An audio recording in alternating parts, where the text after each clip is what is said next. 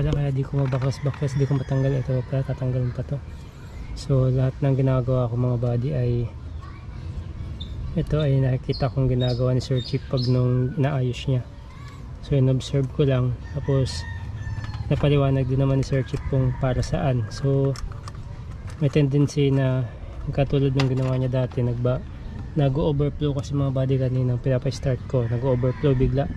So maaring barado na naman yung isang jettings niya.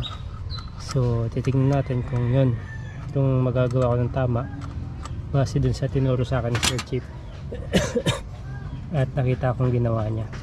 So dahan-dahan ko lang lahat mga buddy para at least meron akong picture ako din para may reference ako mamaya just in case di ko mabalik. O sa dahan-dahan titignan ko mabuti kung ano yung mga binabaklas ko at saan siya nakalagay. Sana may balik ko ng maayos mga buddy at maayos ko. Alright, at kailangan kong gawin to para matuto rin mga buddy. Hindi tayo aasa lang sa mga kaibigan natin paano kung nasiraan tayo o na experience natin to na nasa biyahe na wala sila o malayo sila. Maganda habang nandito pa lang natututunan na natin.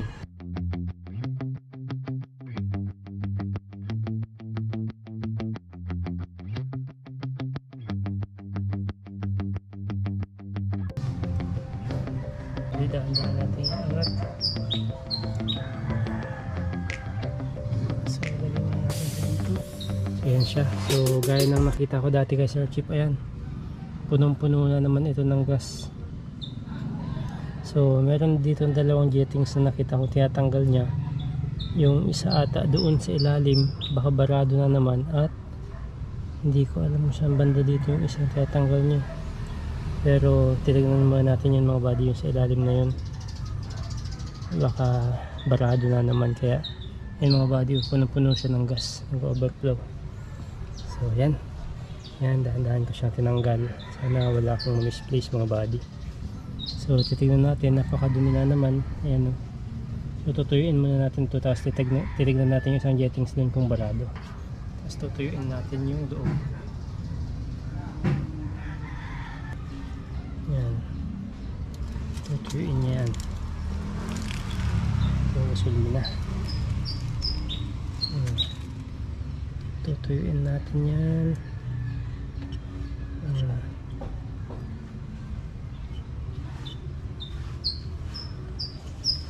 Actually pinandar ko kasi mga body, nag-overflow siya.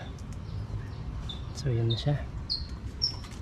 Lagyan natin dyan. Tapos yan, wala na. So may mga dumi na naman mga body, ang lalaki oh. Ayan, ito na naman siguro ang cause niyan bakit nag-overflow. So baka nabaraduhan yung maliit na butas dyan oh.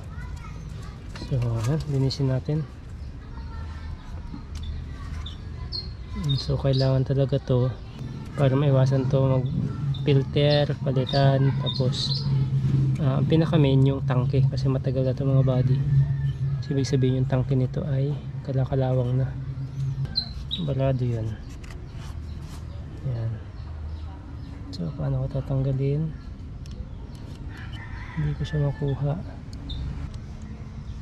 kung matatanggal siya. Yun mga body, natanggal. So yan, tingnan natin kung barado siya.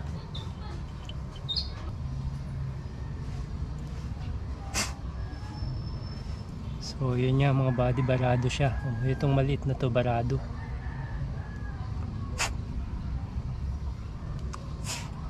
So ibalik natin.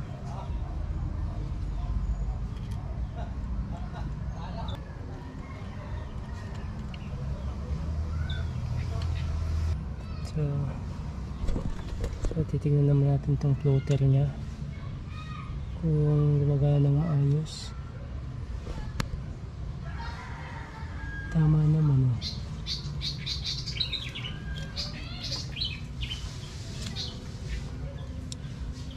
Ito pala mga body, natanggal oh.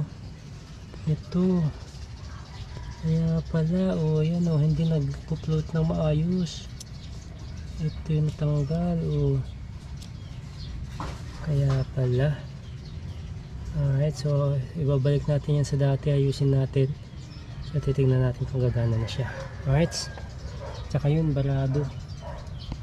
Alright. Sana may balik natin ang umandar. Isa na sigurong dahilan to kasi natanggal yung pinaka-pin niya, lumihis na naman. So nakita ko rin yan naayos dati ni Boss Maki, in-adjust niya to, so natanggal to. So yan, binalik na natin sa dati at tingnan natin kung ayos na siya, kung maayos na siya.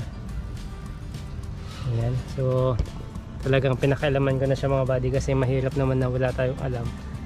Asa lang tayo sa mga kaibigan, di ba? Mas maganda habang ginagawa ng mga kaibigan nating malulupit na mekaniko, nag-observe pa rin tayo at para titignan natin ng maayos para sa ganun matuto rin tayo. Yan, sa katagalan, sabi nga ni Sir Chief, 4K lang yan, madali na lang yan. Ano lang yan, low maintenance, tapos madali lang. Kung ang pinakakakalikutan mo lang dyan, kung ayaw mandar, kuryente, gasolina, ganyan lang daw yung mga walang power. Dalawa lang yan, kuryente o gasolina, kaya titignan mo lang yung mga nilalabasan ng power ang mga gasolina, mga connection, madali lang. Dito ng iba na may computer pa. So yan, babalik na natin mga buddy, sana maayos natin.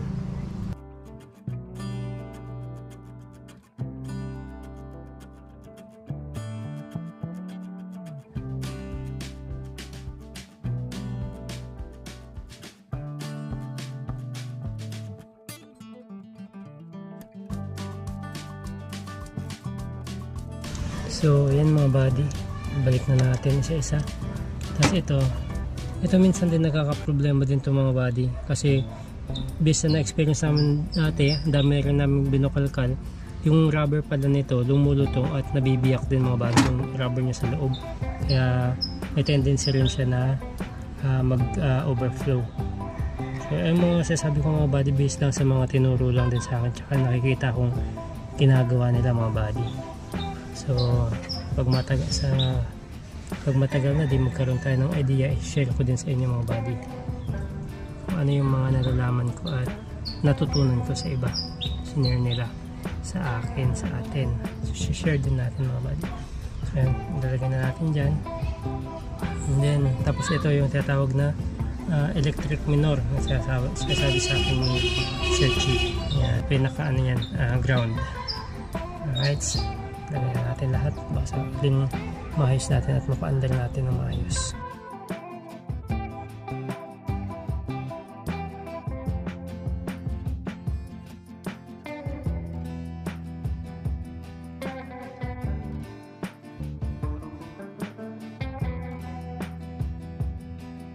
Yung mga tools ko mga buddy, tignan nyo mga buddy. So okay lang yan mga buddy, basta magagamit pa natin. Pinakalawang na.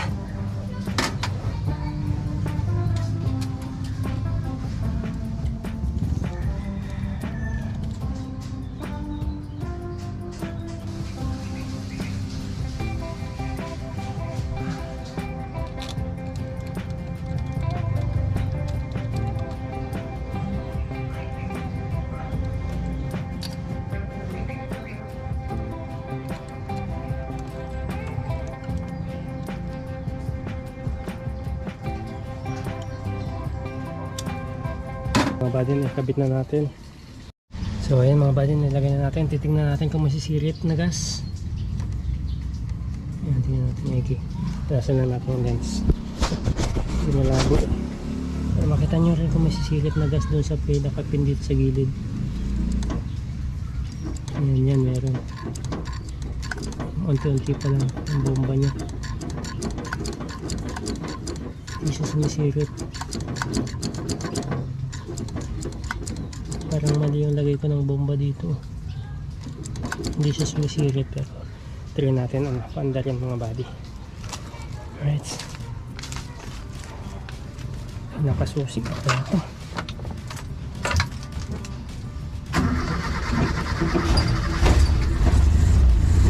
Manggal agad. Mga buddy. Ang galing. Napaandar natin.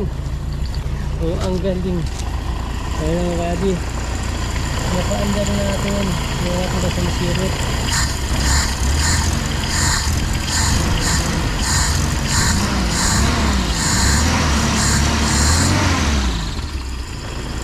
Tapos kasi kanina pag-start ko, sabi kasi Sir Chief, dalawang bomba. So, ni-start ko naman, umandar naman siya, hindi na, dire-diretso umandar, tapos biglang namatay.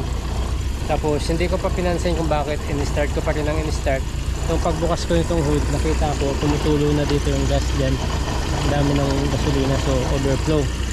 So, yun yung na-remind sa isip ko nung tinuro sa akin ni Sir Chief. Dalawa lang yan, sa mga jettings lang, o kaya dun sa floater. Nakita natin kanina yung sa floater mga buddy, natanggal yung pinaka-pin niya, tapos barado yung pinaka-jettings na maliit. Success, salamat Sir Chief, salamat Boss Maki. At least may kahit paano may mga natututunan na tayo. Pagpunta man tayo sa ibang lugar na may encounter tayong ganyan na mga kaibigan natin, kabady natin na hindi rin alam kung paano, di ba, mga baguhan katulad ko, di may share natin sa tagal-tagal. Alright.